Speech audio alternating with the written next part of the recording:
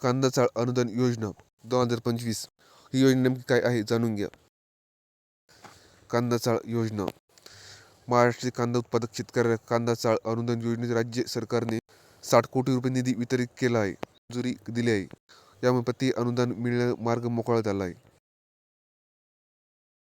कांदा साठवणूक करून योग्य बाजारभाव मिळवा या उद्देशाने एकमेकांना फॉलोअप विकास अभियान ही योजना दिली जाते.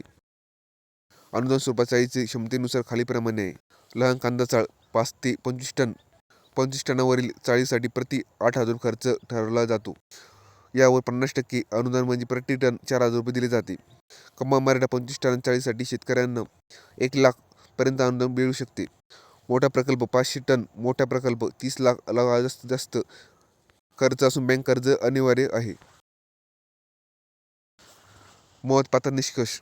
ई-पी पाहणी तुमच्या 7/12 उतारा कांदा चाळ किंवा लसूण किंवा ई-पी पाहणीद्वारे नोंदणी अनिवार्य आहे.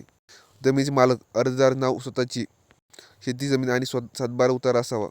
स्थळ ज्या गटात चाळ बांधकाम आहे त्या गटातील 7/12 असा आवश्यक आहे. आवश्यक कागदपत्रे 7/12 8 उतारा आधार कार्ड आणि बँक पासबुक प्रती. इंजिन तयार केले अंदाजे नकाशा आणि आराखडा. विहीर नमुना हमीपत्र. अर्ज करायची प्रक्रिया.